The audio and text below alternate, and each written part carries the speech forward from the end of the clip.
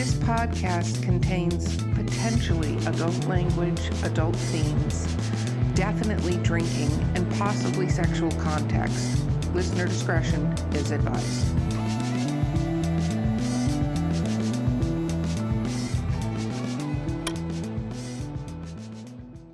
Welcome to Drinking with Authors podcast. I'm your host, Erica Lance. My co-host today is Valerie Willis. And we have today, for the second time, still thoroughly amazing, Charles Gannon. Okay. Great to be back, folks. Thanks for having me. Thank you for being on. Okay, so our sponsor, we have a sponsor now. We have a sponsor. I don't know if you know that, but we have a sponsor. She's sober right now, but later she'll have trouble trying to pronounce it. Listen, I'm going to get through this in the initial part. I'm really good at the initial. They know who I am. It's fine. Skunk Brothers Spirits. So they're a veteran-owned, brother-owned distillery, and this is called Sweet Apple Pie. Ooh. I just opened it, and it's apple brandy with spices and natural flavor. So if it's anything like their cinnamon blueberry, I'm going to just drink this whole bottle while we're on the podcast. Val, what are you drinking? Okay, so a friend of mine keeps getting me these, and I'm finally cracking them open. And this is a cherry Bakewell tart, and it comes with, you take 3 of the little liquor bottles and mix them together. And so this is a white chocolate liquor, an amaretto liquor, and a black cherry rum together. So we will see. I've never had a cherry Blackwell tart, but apparently it's supposed to taste like one. I have no idea. Okay, good. Well, I'm so glad that you're. Ooh. It's strong. Who is this actually? It's really good. I don't know what the proof is on this one. Well, yeah, because last time you had one of these. Oh, it's 85 proof. It's fine. It's 5% higher than last time. It's okay. Yeah. Erica's going to be slurring by the end of this. Yeah. I'm going to mess up the name. I like coming here to watch and listen to you guys. I mean, the show is in a decline the moment I start talking. But at any rate, I'll get mine done, which is Wilderness Trail, single barrel Kentucky straight whiskey, 100 proof bourbon. I am kind of picky about my bourbons. I don't drink much. I'm diabetic too. So bourbon is actually one of the 2 things that has the least caloric impact, glycemic impact, which I did not know before I became diabetic. And this one is a really good one for those who are also bourbon drinkers. One of the reasons I'm drinking this one and have it is because it is somewhat reminiscent of Knob Creek. It doesn't have quite as many maple tones as Knob Creek, but it has some of them, and it's just a fine bourbon, in my opinion. I like Knob Creek. I enjoy Knob Creek. And you're drinking it out of... I am drinking it out of... You're drinking with Authors shot cup. Well, it's actually more like a jigger, isn't it? This is bigger than a single shot. This is... If you're doing shots like this, the bottom line is you won't do as many as you normally do, and they'll be stopping you on the highway or at the door, as the case may be. So that's what I'm drinking, along with an inevitable side of whatever's in the mystery cup, which is as boring as water, or so I am saying, and I am sticking to that story. I would stick to that story. This, by the way, the sweet apple pie is really, really good. It's really, really strong, though. So a little eyes-watering situation happening right now. Chuck, you have a new book coming out. What is I have a new book out. I have a new book out. It's out. Been out for a while. It is. Talk about it. This one. Ooh, this Broken World. This is actually it's not in.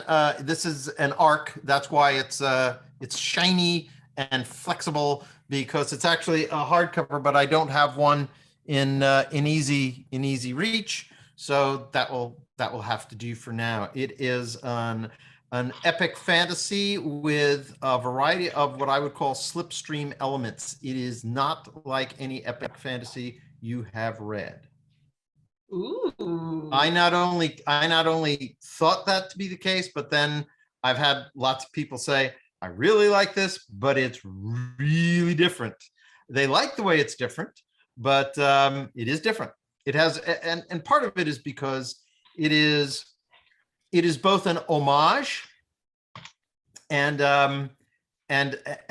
more than a few fond jabs in the ribs of many fantasy tropes. As a matter of fact, there's a section where our hero reflects on the fact that because he was sort of orphaned at age 9 or 10, he basically says, what is it about orphans? Do you have to be one? You know, it's like, maybe I will be a hero because I'm an orphan and all the others are, you know. Oh my God. So I'm assuming you set out to do that, obviously. Oh, yes. Yeah. Absolutely. What made you decide to do that? You know, that's a good question. Good questions, but that one, most questions I have answered some species of before, and you would think that I had a ready answer for this one, but I don't, because it's kind of a, the answer is a little bit polyglot. It is, part of it was because I thought it was the best way to proceed with this particular novel, because it's going to connect to a number of other things that I have worked on or in the works. And I won't say more than that, except to say that I tend to think in terms of large projects. That doesn't mean, I mean, the book is no slouch either, coming in at like 203,000 words or something like that. But I've written longer. And take that as a promise or a warning, as you will. So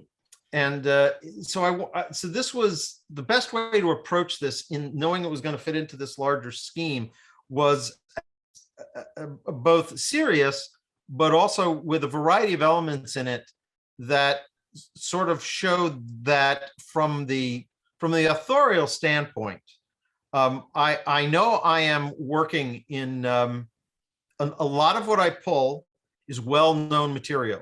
That's actually one I kind of consider the issue of genre, and I actually think this is a little more true in fantasy than it is in hard SF. I think, in other words, you say epic fantasy, bang, things come to mind, right? Probably anything ranging from God, why can't I want to say, Tolkien. I'm gonna throw that out. well, Tolkien, absolutely, but then Classic hero's journey. Hero's journey, but also a sort of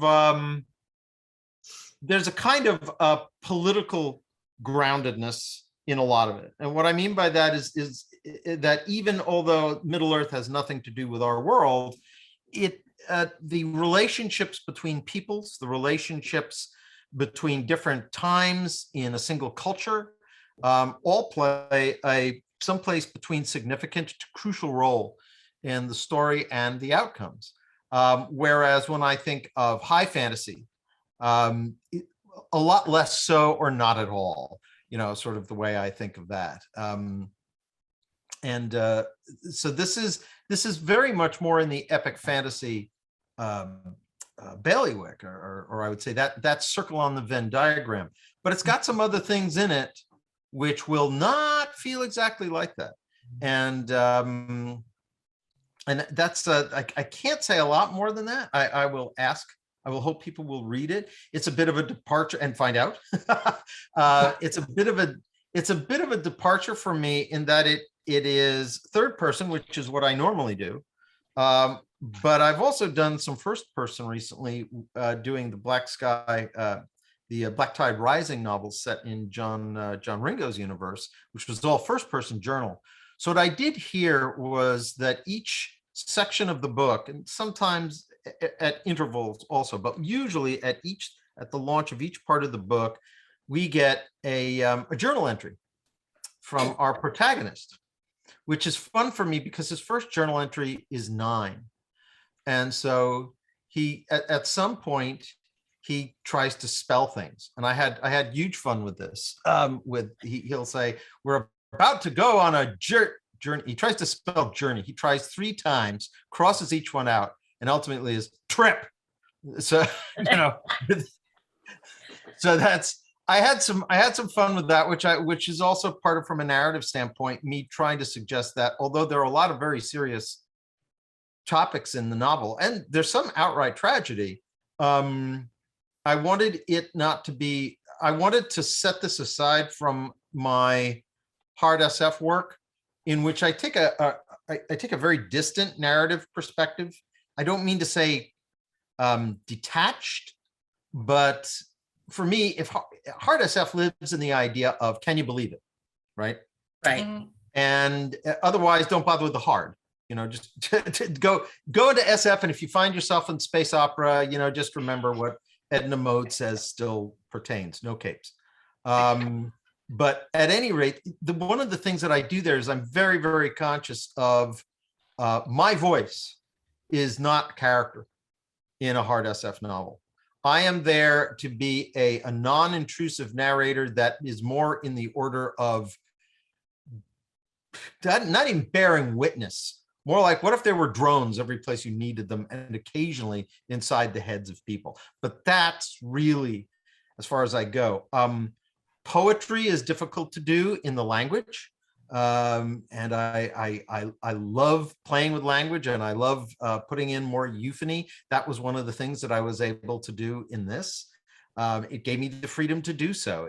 That's kind of the epic fantasy vibe, the language as well as the sort of the perspective of the narrator. So it gave me a little more room, and I like that. And part of what I did with that, therefore, is I used this journal thing, and I wanted to let people know that, yeah, there's a protagonist here who is actually, he's, as the English say, he's taken the Mickey with himself, chiding himself at various points. And that's going to be important because there's a tone change as the series progresses. And this was where I wanted to start, because it makes the contrast with where we wind up that much stronger. See, ask a simple question, get an interminable answer. I thoroughly No. enjoy interviewing you for that reason. So Right. And it was one of the thoughts I had that came in mind. One of the reasons why I like writing fantasy and reading fantasy is that there is this, unlike hard science fiction, there's this level of that the story is self-aware a little bit, and that little bit of humor comes to the surface. And I think it's important in fantasy because it gives the reader a chance to take a breath before we dive heavy back into whatever is unfolding, no matter how dark we go. Yeah. oh my gosh, Val, you and your drink made a good point. I'm really impressed by you. I know. Yes. I'm very intelligent on Blackwell tarts. Drink more. Don't say that to her. She's a real lightweight. I'm just This warning is the you only in time I advance. drink, so this goes south really fast. Okay, so in other words, if you fall sideways out of frame, we don't need to call the EMT, but maybe an intervention group. Yeah. Yes. Drinking with authors drives people. Wait, no, we're not going there.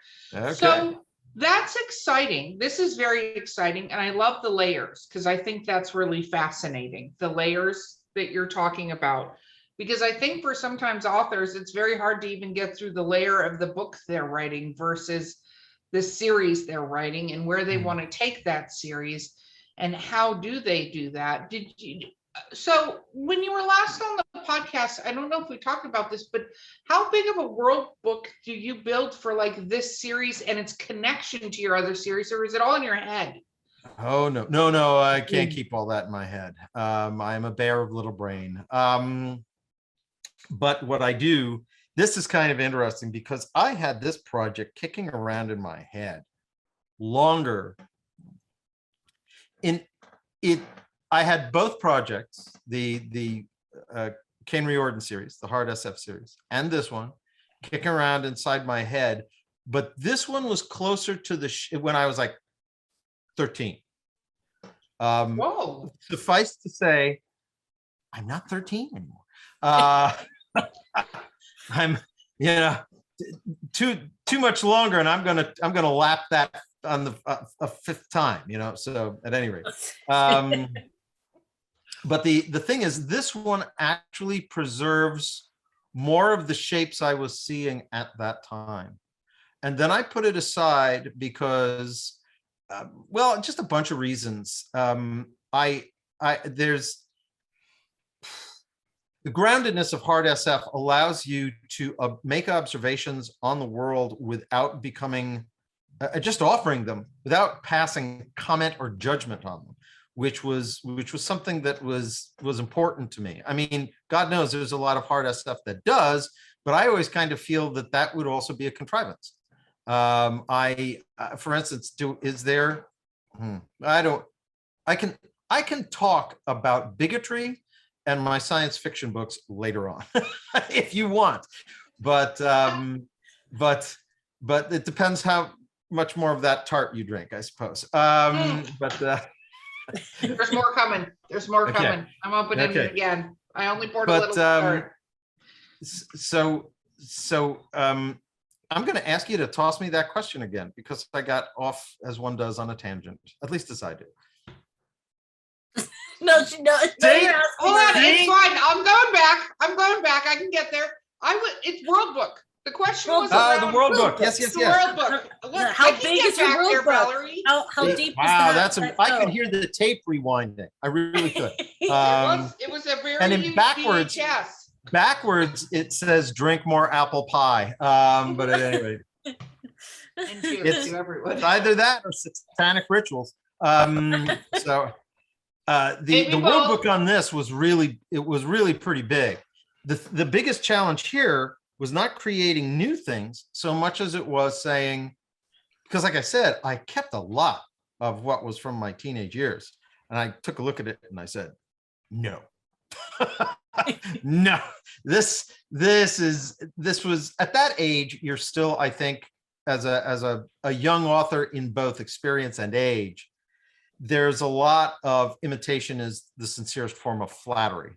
And at the same time, it's 1975, 76, 78.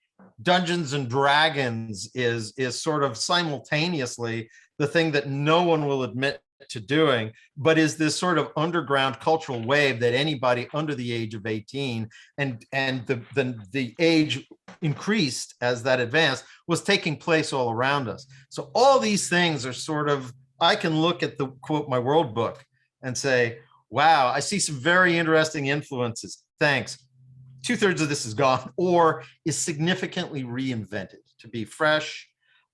But that part that I talked about, that it's serious and it's sort of a slipstream, but it's an homage, but also sort of a tongue-in-cheek nod to some of these tropes that we've seen. What I was able to keep was a lot of stuff that I might have been serious about then is now that sort of, poke in the ribs. And all I had to do was, instead of make it freighted with great Wagnerian significance, it was sort of like, it was so, but the same stuff was there. And it was kind of an interesting time capsule for me to see what I took so seriously back then.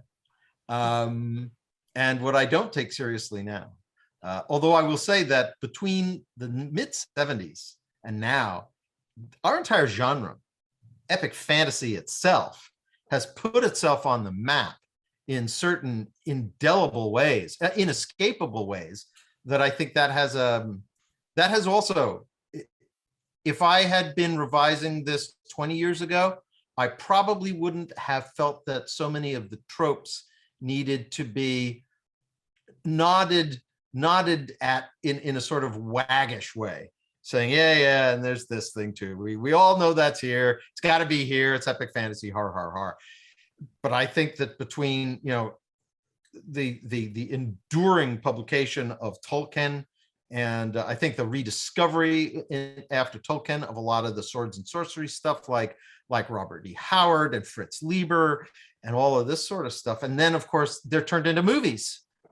And now, even if you weren't inclined to read, you have these, in some cases, 3-hour-long images burned into both your conscious and your subconscious mind. So this is very much an exercise that is bounded by the times from which it originated and over which it marinated.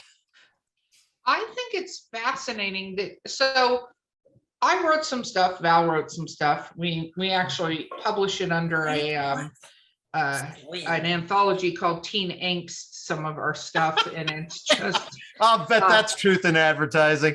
it is so truth in advertising. You know, those poems So of the broken angry. heart we had when we were 14 years, whatever. And I think it's fascinating though, because I've re-looked at, for these anthologies, my stuff from back when I was a teenager writing stuff. And other than the irony of putting it into this anthology, you know, A Dark Stormy Night. Let me just say one of them starts with that. Hashtag one of my favorites. But I could not even imagine touching these stories again. Like, I feel like I'm such in a different place as an author. And also, honestly, those were fantasy genre, and I don't write fantasy stories nowadays. I write erotica stories or horror stories. So how did you go there? Because I don't think a lot of authors can go there. Like, and really go, Actually, there's something here that I'm going to do something with, other than put myself up for pure irony. And I'm curious of this answer because a lot of the ideas and novels I write about, I have sketchbooks from high school that I'm pulling notes out of. And it is, you have to, now that you know more about the difference between writing for fun and writing professionally, and you understand the genre, you understand what you were trying to do and what you should have done to get it to that point. 13-year-old version of yourself has great ideas, fresh ideas, but at the same point you're like, oh baby, no. We can't do that. So to answer that, first of all, remember, you asked me about the World book, Bible. You were not asking me about the story. What survived was the Bible. What did not survive were the stories. But the protagonist did. The concept of the protagonist was I would say, when at least I don't see many 15, 14-year-old males who, in the course of writing their fiction, are not working out to some extent or exploring with issues of validity, capability, all of the roles that are being, you're being bombarded with, find their way into the work. Because at 15, I almost think it might not be, if you have already largely dealt with those in a mature fashion, you have probably lived through an incredible crisis, because that is generally, I would say, the result of necessity, not normative maturity. And probably there are, there's no such thing as a free lunch. You're gonna, whatever allowed that hypertrophied maturity to come to the fore, there's probably a cost back on down the line, which of course is usually what we see with people who've had those sort of pre-adultifying traumas. So in this case, what I really kept was the world and some of the conceits of the world, and I discovered it fit in with a lot of other things that I've been thinking about and writing, and I just needed to find the way to fit it in. And it was in the course of working on my other series that I did find that way. And the character is very much, he's a little, he's not hapless. He's actually a fairly competent individual. But an example of things that look funny but turn out not to be funny is that he grows up, and we hear about his early years as a child. Well, no, it's not like, and here's Druidane in the crib. We don't do that. But we do meet him shortly, but the first time he goes to a big city, which he can't distinguish the machines from the magic, because he's expecting a lot of magic, but he sees more machines, and he finds that surprising, which right away, I'm a real believer, hide one of the big reveals in the first scene.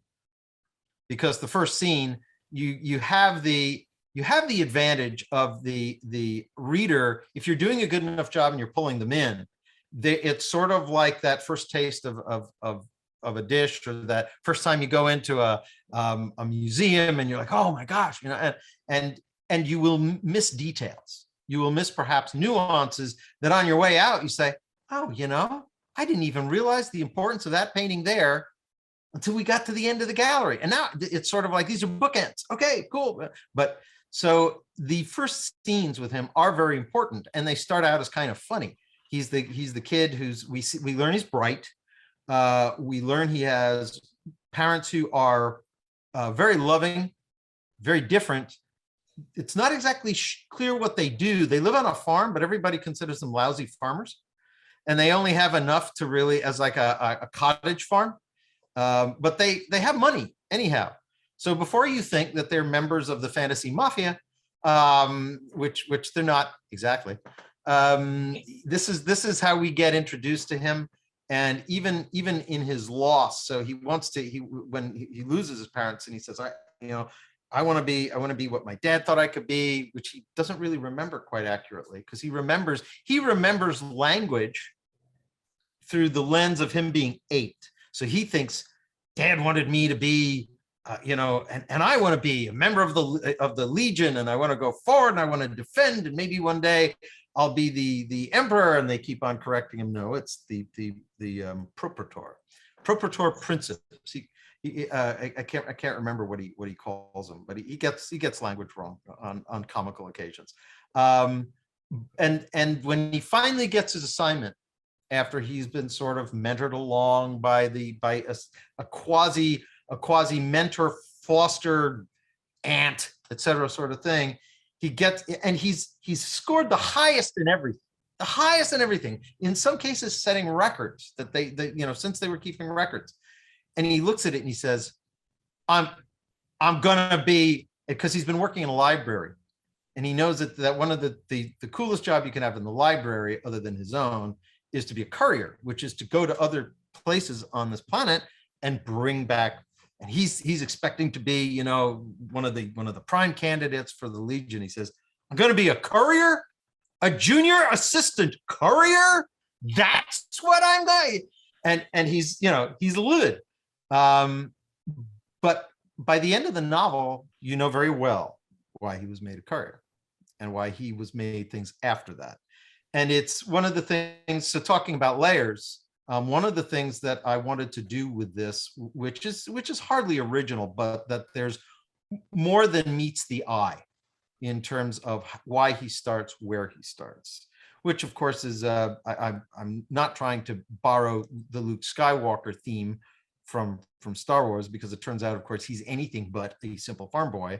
But this idea that you are, in that case, personal preservation of him was probably more important than greater machinations of forces that be. But in the case of this protagonist, he was one, not a huge piece, but he was a piece caught up in a much bigger game. And so that becomes evident as the story goes on. Very good. And so to answer your question, I didn't keep, all of that was new. That was not the story I had in mind when I was 15, but the world in which it takes place and the power groups and what they're after and why they're concerned with what they are did not change. For instance, he comes from, they're apparently humans, but they live 3 or 4 times longer than other humans, and they have a considerable physical oddity, which is actually more observed in the women, obviously more observed in the women. They do not menstruate once a month. They menstruate once a year. When you think about what long life means and the stability or the instability or the flexibility of family patterns, I mean, most people, there's a point in the book where one says, who comes from another sort of group or species that lives a longer life, says, one is saying, I believe in true love, and the other one saying, yeah, you believe in true love. Your species, which after 30 years, you're lucky if your married pairs aren't trying to kill each other. Of course, they had to be more fluid about this because they live potentially 200 years, maybe 300 years. So one of the things that's in the book that I guess you could say is part of that slipstream is, you could say, well, isn't that convenient that if you're going to live that long, that women only menstruate once a year? Or is it? just convenience. Look at So. how many layers. We have the layers and we have Layers alcohol upon and we layers have upon layers. It's like an onion. Like a a what? parfait. An Nobody likes onion. onions. Oh, an It's onion. I thought parfaits. you said an Everybody likes onion. parfait. I was like, is that a drink I haven't had yet? An onion? No, oh my God, nobody needs that. Okay, we're gonna take a quick break and we'll be right back with Jeff Gannon. Sample locally sourced, quality distilled spirits in the beautiful Columbia River Gorge. At Skunk Brothers Distillery, we're family owned, brewing small batch grain to bottle spirits, just like our grandfather did back in the Prohibition era. From handcrafted bourbons and moonshine to flavored blends and cordials infused with local fruit. Join us for a tasting tour and buy Skunk Brothers spirits straight from the source. It's all in the family at Skunk Brothers Spirits, located in Stevenson, Washington. I like the response from the person who finds himself on the space shuttle unexpectedly. Good for lunch? I'm good. Sure. let's do this. Sure. I totally was supposed to be I here. like This this is how candle. you can tell when Valerie's been drinking is because her octaves change dramatically in the speech that she's giving us. If she tries to answer right now, it's going to happen again too. No. Yes, we're good. We're good to continue. Right? Continuing. Oh my gosh, you're flushed. I love everything about what's I'm happening looking right at this now. cup and I'm like, I should switch to the water now. I've only had. Oh, like, yes, maybe so. Oh my goodness. Okay, so that's a amazing. teacher. But talk to us about what has happened for you since, besides the book, obviously, since last we spoke. How has it been with the have you done conventions or anything like that? I'm trying to think when we last spoke. Was it about March of last year? I could actually look this up. I have history. I'm where the history comes from. I could look it up. But I know it's been a little bit. I know that the world kind of ended when last we talked, right? Yes. Because that's what happens. Let me see here. Maybe it was fall of 2020. It was actually it was June of 2021. 2021. So Oh. not that long ago. It's not that far. It hasn't been a whole year yet. Has Yeah. anything interesting happened? Did you go to conventions at all? I know they opened back up. Some of us went, and a lot of people were like, I'm gonna hard pass on that. So I went to, I'm trying to think if I went to more than one. There's a local convention in DC called Capclave. So I went to Capclave last October. I am trying to think if I have done any others. Oh, I was a presenter in November at 20 Books to 50K in Nevada, if you know that one. I do. I think it's a great Facebook group for authors to follow. Yeah, it is. And for anybody who wants to see me talk about world building and run screaming from the room and wonder why you ever did, I did. That was one of the presentations that I did there. I did, I think, about 4 or 5. Did a sit down chat with Craig Martell. We had a good time. And I think the most memorable thing for me was as I was thinking about what it was that links people who are predominantly in what I would call the indie and small press sphere, where you're selling a lot more electronic, and you're probably only selling print if it's essentially a POD call through why can't I think about the thing that starts with K, not Kindle, but God, Are you talking about Ingram Sparks? No, I'm talking about the actual hard copy publication through or no, it's Lightning just Source? No, forget it. I can't recall it right now. KEM. Okay. No, I can't remember it. Anyhow, the thing that I find I went there and I was struck by how different the trials and tribulations are of somebody who is in that field versus traditional. For instance, in one of but these are difference is more in form than substance, and I'll return to that. And the code word, in case I wander, as I so often do, is exhaustion. And example, so you're doing your own press, or you're working through Amazon, and you know, you're in total control when you press the button, when you're actually going to release that. But the entire notion of when is it ready, the idea of how do I make sure that in this ever expanding sea, it's seen? If I get sales, how do I find enough time to keep on writing books, more books, more books? Because velocity is an incredibly important part of that equation. And then on the back, you hear that little voice saying, but if I keep on writing books, and if I keep on chasing my market, do I have enough time to advance my craft? Am I doing, or art, or whatever you want to call it? It's a real challenge. On the traditional side, you have the idea of, well, you know, as soon as I get this done, I don't have to worry about it anymore, except for you do, because now, first of all, if you have an agent, you don't have an agent, you're going to probably need to get one of those. That door has to be navigated. And once it is, then the agent hopefully is going to send this around to the publishers, except for when are they going to get to it? How long is that going to take? And so one is hurry up and wait. And the other one is you can never do it fast enough. But both of them produce what I called at that presentation, they have this in common, the exhaustion of hope. That hope continuing to remain constant to the dream and to do what you're doing and not give up in the face of either uncertainty or lack of recognition or lack of sales, whatever the case is, it bears upon everybody in terms of hope, particularly people who haven't arrived at any kind of, I would say, steady place in this as a profession. And I remember sitting there and looking out at the people in the audience, and I wasn't looking, you know, for any reaction, but that clearly, if you see it, struck a chord. You know, it's wonderful to do this.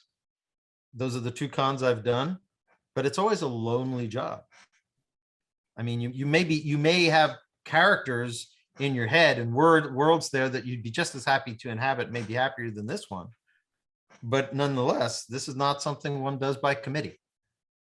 No, it's true. And I think that's where it's really vital to find your community.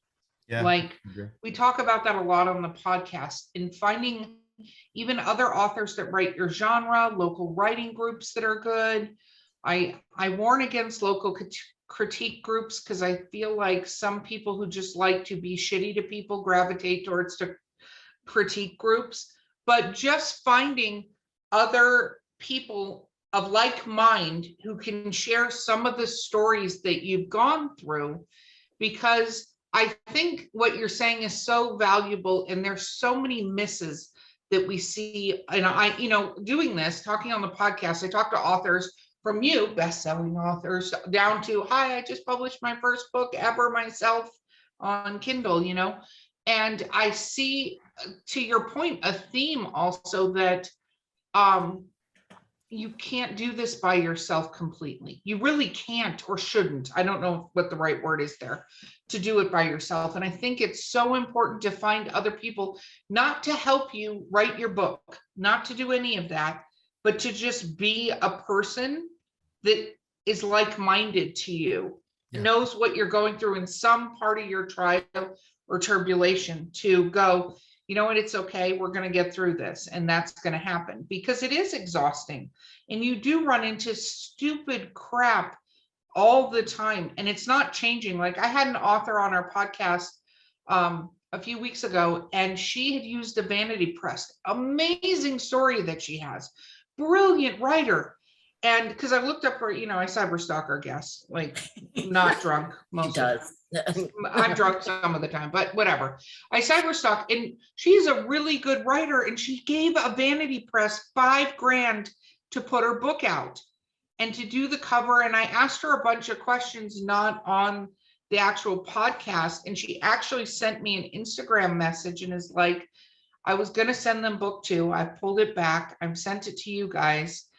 And thank you for all you did, but I'm not even sure where to go from here.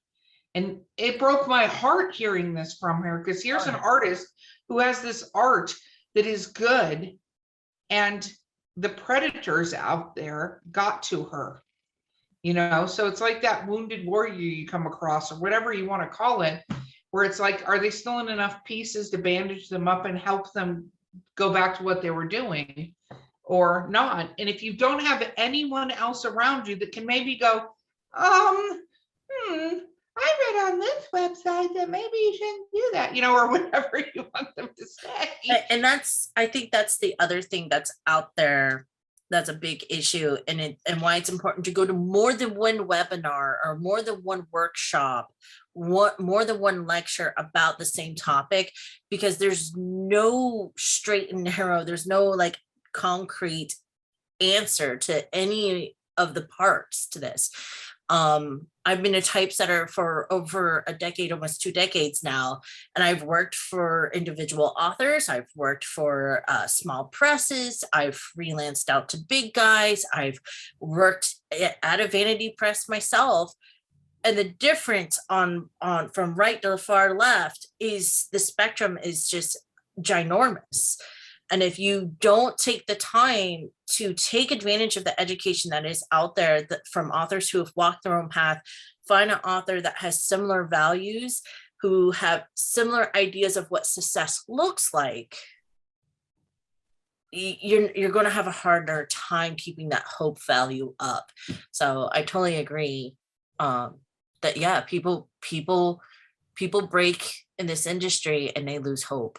And that's usually the defining factor. One of the things, and this is a shout out to Craig and 20 books to 50K, is that I think we live in a time where what he's doing is very rare. And what I mean by that is that I think this is a different kind of predatory. It's the false acclamation and the false encouragement predators out there who come in guises of like writing focused life coaches or motivational speakers for writers or things like this.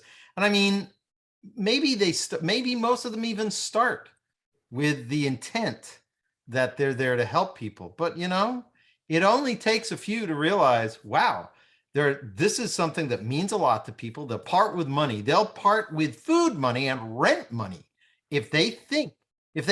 It's like, why does anybody buy a lottery ticket? I mean, I know I'm wandering far afield here, but you want to talk about fantasy? Now we're talking about fantasy. I mean, the odds that you're going to win, enough for it to make a difference are so astronomical. But what are you buying with it? You're buying the hope that maybe it'll happen. And if they'll do it for lottery, which is just blind luck over which one has no agency, for somebody to come along and say, hey, I can teach you how to think about writing, and I can teach you how to, work through this, and I can teach you how to weather the storms, and it only costs you $399 for the first 15 pre-recorded sessions, and then, $100 a week for personal mentorship and blah, and they've got this, it's like, it's like a restaurant menu. And I look at that and I say, I'll bet that a lot of those folks really want to help people, but a lot probably don't care. And there's a huge amount in the middle, and they are preying upon extremely vulnerable individuals. The reason I say extremely vulnerable individuals is because, as somebody once said, and I think it's really true, if what you want to do is make money, don't be a writer. It doesn't mean that you won't, but if you're as happy doing something else and it's at all valuable, you'll probably make more money at it if you put the same amount of energy in it. We don't do this out of greed or avarice or even, I think even those who think they want, the ones who say, I hate writing, but I love having written. That's a quote from some French author from a long time back. This idea that the fame is somehow going to be worth it.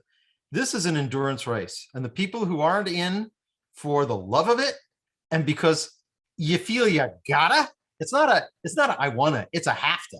And it being a have to, when you find an audience of folks who will pay you money to support what they have to do, there just aren't, not everybody who sees that is going to say, I see a quick profit there, but I am going to be far too ethical and responsible and have too much integrity to ever exploit that. Nah, you're going to find, because if person X doesn't, Y and Z are waiting right behind, and they'll do it. And I think that actually this, because as you all, as Erica knows from last time, and as you have now unfortunately come to know, Valerie, I am now bringing this apparent pointless tangent and digression home, which is that having people such as the ones you both are talking about is the only way to inoculate, I think, against those kinds of predators. Not just the, I by the way, completely agree with you regarding critique groups. I have been in, I think only one. I've taught creative writing in universities many times, but there's a similar thing. There's a similar dynamic, slightly different in both. And it is that there are people who want to write, and I think between some combination of fear, reluctance, prior rejection, and a kind of what I will call an apathy of courage, which is by which I simply mean it's really easy to sit there and sort of take pot shots at others. It's a lot harder to get in the pool and swim for yourself. And I think that critique groups are potential magnets, unfortunately, and it only takes one or two of those. You could have a dozen people. It's the classic example of the bad apple. It only takes one or two to ruin it. And, it does. And so, I tell people all the time, it doesn't matter what career you choose, you're always going to have the bad apples that are going to make this a challenge. And that's going to be like your come to Jesus moment where you're like, do I want this bad enough that I can overcome those obstacles, those hardships? And I think one of the craziest things that I come across, especially when I freelance and I work with Authors 101, is how many questions they have where they're like, well, why would I make one decision over another decision? And they don't understand why those are all options. Like they're trying, because there's not enough information that's easy for them to find. Yeah. And I know the answer because Erica can tell you I'm a research hound. Like there's nothing I don't pick apart or figure out how it functions. And then I say, well, how can I make this stronger, better, work for me in a way that makes more sense? Because I like being efficient. I like being up to date, but there's so many practices still in the industry that are 10, 20 years behind. So then it becomes a very confusing landscape for a new author trying to find where they should be standing. Well, I can tell you from my standpoint how very true that is, because I have become I think if it was June of last year, I was in the early parts of season 2 of my imprint, which comes out through Chris Kennedy Publications, called Beyond Terra. It's connected with the Caine verse. It's called the series that's been in there's been the Murphy's Lawless series, and this was how I got my feet wet in electronic and small press and indie. And I think it's very much something that I wanted to do, not just because I think it's interesting and I think it's important to have that sort of broad knowledge of your own field, but there's also the issue that I don't know. If anybody can tell you what the fate of publishing is going to be in just even 10 or 15 years, I would say that they're either smoking very strong stuff, or they are too ignorant to know that no one does. No one knows. I mean, it's like, yeah, knock, knock, knock, metaverse. I mean, that wasn't even a word except for maybe in a couple of folks who largely probably came in through comic books and things like that, which is where the word I think first shows up. Now everybody's using this word. Well, and in addition to the fact that it shows the tragic failure of imagination. I think it also shows that we are at the verge of where all the lines we thought existed between formats are really getting increasingly blurry. And I think they are likely to, there'll be a lot of false starts, so what you said that made me go to this is that, it's you want to keep up. All I have to do, I sort of gave myself a crash course in the things I needed to know about 18 months ago to get started and to not be a complete doofus when it came to working on the electronic side of things. I don't make any of those decisions. I simply can now ask moderately intelligent questions. And if somebody is trying to shine me on, you can spot somebody shining you on a lot faster and with a lot less Absolutely. ground prep. If you've at least gotten advice from one good resource, it will expose. It's like someone turning on a spotlight and you're like, whoa, wait. But my point, which I'm always so hasty in making, is that I come back now and so much has changed again. I mean, I took as much time and more than I really could afford, given a traditional career. I come back, it's like, whoop, but that's where it's great knowing people in the field, because then you can keep, the only reason I can keep a foot in both worlds is because I have people I trust in both worlds. And I can say, I was thinking of this. Does this make any sense? Oh yeah, actually we're just getting there. And and somebody else will say, oh Chuck, that's so 2019, and so, which should be a joke, but see, it's not even funny because 2019 is a long time ago in all this. The joke would have had to have been, that's so 2021. I taught a couple of boot camp self-publishing 101 workshops where, and when they asked me to do them, I said, all right, this has got to be like a luncheon and it's going to take up a whole day, or we're going to parse this out over weeks. But the very first thing I open with is, you're going to need to know if you have more time than money or money than time, because it takes one or the other. You're not going to be able to do this by yourself, so prepare for that. And 3, the industry changes every 3 months. Boom. Yeah. Be aware of these things before you step any further. The version of point 1 that I heard from Mike Resnick, and it's very true. He said, if you have infinite amounts of love, money, and time for a project, then you can absolutely do it. No problem. Who could stop you? He said, you could, if you have infinite or nearly infinite amounts of 2, you can almost certainly do it. But now we get into it. Look, if we all had as much money as we need, then we would just be doing this whenever we felt like it. So money is clearly part of, it's not an infinite resource. So that means time and love. But that's why time to me is the thing that's what I find myself contending with mostly. And it's also the thing I talk about with authors when they come and they want to ask questions. How much time can you devote to this? I think it's interesting you said the money thing, because I'll tell you, I've talked to authors that have had money, like they were whatever hoopy doopy cool super executive type person and have money to throw at this. I want to be an author. And how they measure success is not being gained by the amount of money they have. Right. Because there is still, for lack of a better way of putting it, a trick to almost every part of this business. There's luck, but there is a trick to it. So, you could have a great book. You could have paid really great editors to help you. You could have a great cover. You could have all this stuff that you threw money at, right? But the level of success that you're having is not consummate with the level of money that you're putting into this, or where you thought you would be, because that's not all of it. Yeah, no.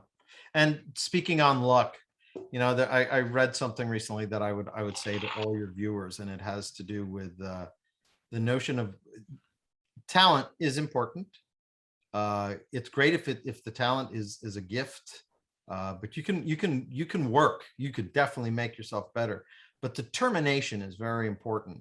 And as I read a passage, I believe it was by Seneca, who wrote, not the Indian chief, obviously, but he said, luck is what happens, luck is the manifestation of what occurs when preparation meets opportunity. Ooh, You make I your like own her. luck. I like Make that. your own luck. You Love make your own that. luck. I like that. Believe it or not, we're nearing the end of this first podcast. I know. Are we shocked? We could talk to Chuck forever. I already know that. Yeah. I'm aware. We're going to meet him at Dragon Con some year and go have drinks and be. Are you going this year? Yes, we are. Valerie was a speaker last year, actually. And so was our lead editor also published, and she was invited, but she got COVID. So we're going to see. We're trying. I'm going to be there this year regardless, even if I have a visitor pass, even if I buy a ticket, I'll be there. But we're going to be there. We're trying to. And as far as I know, oh, well, that's something that I guess happened. Two things. First of all, I'll see you there because I have been the Master of Ceremonies for the Dragon Awards for the last 2 or 3 live times, 3 times, I guess now. And I believe they want me back for that. And it was good that I didn't go down this year, because if I had, there would have been this little conflict of interest that would have occurred. Oh, What is that? That's a Dragon Award. oh, wow. I won the Dragon Award along with Eric Flint for a book in the 1632 series called No Peace Beyond the Line. Oh, wow. Amazing. So that was, yeah. It's easier not to be a nominee. You're also going to be the MC. Well, we will definitely make arrangements because we will I would see like that. this year, barring anything else dramatic happening in the world. I always hold my breath for, we thought we were in a different place, and then it's like, hello, we're going to do a thing now. So crazy. But Val has already been asked back. They loved her speaking and stuff like that. So hopefully all of us will be, we'll all be there in some form. Yes. Even if my form involves just having a visitor pass and being a really geeky fan. So we'll see. She'll keep us in line. I was there a muck by myself, which was probably dangerous for everyone. But I had some great panels. I totally fangirled on the werewolves and shifter panel because I'm a big fan of Patricia Briggs, and I got to sit next to her, and it was like, hi. Val didn't remember her name. Yeah, and Patricia's like, and your name is? And I was like, oh, forgot who it was. And Val what I by was herself doing on this panel anything. next to you. Yep. But okay, hold up your book again. Let's hold up the book, Yes. and then. So this is This Broken World. It is the first book in the originally Tony Weiskopf at Bain Books said she bought it as a trilogy, but then I noticed when it came out it says book 1 of the Vortex of Worlds series.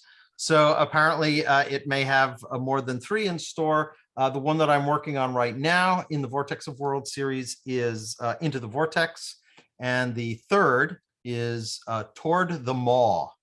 Oh, ooh. Do you have in mind more than 3 since they've decided you're doing a series? There's a Did There's a 13-year-old you leave enough hints for other things? Are you guys familiar with the Ocean's 11 and Ocean's 12? Oh yeah, no, absolutely. There's the one where the guy who's the bad guy in the first one is actually now has been, I forget which one is, I forget what his name is. But at any rate, he's been recruited as one of the new cons, right? One of the new con artists. And they ask him, "Are you ready?" And he says, he's fixing himself in the mirror. He says, "I was born ready." And now I will say this much. If you give me a series, I have more. I was love that. born ready to be able to deliver more stories. I love that. And that's what every author's motto should be. Yeah. That's what every author's motto should be. Okay, Chuck, how do people find your books and you to interact with you, but on a fan level? I tend to think of people as readers. although that's not all that they are anymore, but the, fan coming from Fanatic and things like that. Okay, so the reader level. Right. I'm Yeah. sorry. No. And I was going there because despite the fact there's also my group page is nonetheless called the Fan Society. But it's the Caine verse, which is now what the Caine books are called. Okay, fine. When you decide to actually take the name of my protagonist and make it the term whereby you refer to the entirety of the brand, who am I to argue, no matter how it sounds? No, but just go with it. That's a bucket list item for authors. Go to Facebook and either look under my name, Chuck Gannon, which is, I'm Charles E. You'll notice on the covers, but I go by Chuck on Facebook. And also just look under Caine Riordan or Caineverse, and you will get to the group page. And that's where I am most of the time. I do have a web page. I'm discovering, I wonder if it's the same thing with you, that web pages, which were all the rage, you had to have one 10 years ago. The kind of traffic with social media being what it is, web page traffic just seems like it's almost more of an archive site. It's like, if you want they go the there to find extended biography of me, go there. It's almost like that. Well, that's what it should be used for in newsletter. That's all it should be used for. So if people want to sign up and hear from you regularly, they go to your webpage, sign up to your newsletter, and you post from that. Yeah. That's really, because newsletters are actually as amazingly archaic as we think they are. They're not. No, as a matter of fact, I think the thing about, I went away from, I looked at Twitter, gave it up. Newsletters or mailing lists. What I found is that it can be hard to get people on them. No. Once you have them, you have them. Once you have them, you have them, particularly if what you're doing is you're not doing a promo where you can enter this raffle, but if you do, then you're giving me permission to use your email. That you can get a lot of people on your email list, but the quality of those leads is incredibly dubious. Yeah. When I send to my mailing list, I have about 60% hit. I have to sometimes do a second time because of spam filters and whatnot. But I would rather have, high 3 digits or low 4 digits with 60% participation than mid-range 4 digits to 5 digits with more churn than I can keep track of. Because then I don't even know what is my target? Who am I talking to? So those are the places to get me online this year in terms of cons. If anybody is going to Fantasy in South Carolina, I am a special guest there. If you're going to LibertyCon, I'm there. If you're going to DragonCon, I am a guest every year there. If you're going to I'm forgetting one here. Con Carolinas. I'm the writer guest of honor there. And I just the other day got invited and accepted as the guest of honor Toastmaster for FenCon in Irving, Texas. So that's very cool. So right. People can find you. You're going out and about. You're exploring the world in this. I'm not even going to say post-COVID because we're just now going, fuck, this is where we live. So, so I feel like we're approaching this now. We're like, you know what? It's going to happen. We're going outside. We're not post-COVID. We're screw COVID. That's where we are at this point. Yes, I agree.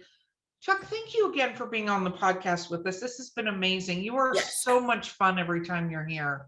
I love being here. Awesome. Cool. Okay, guys, this has been Drinking with Authors. I've been your host, Erica Lance. Our sponsor today, watch me pull this off, Val, gotten better at this. Look how much lower that bottle is. Shut up. DWA10 is the coupon code if you want to try all of their amazing stuff. Local source, veteran owned, very cool company. My co-host today has been Valerie Willis, and our amazing guest has been Chuck Gannon again. Thank you again so much for being here. Thank you for having me back. And to all you writers out there, be kind to yourself. This is a tough thing. Very, very cool. We will see you guys next time.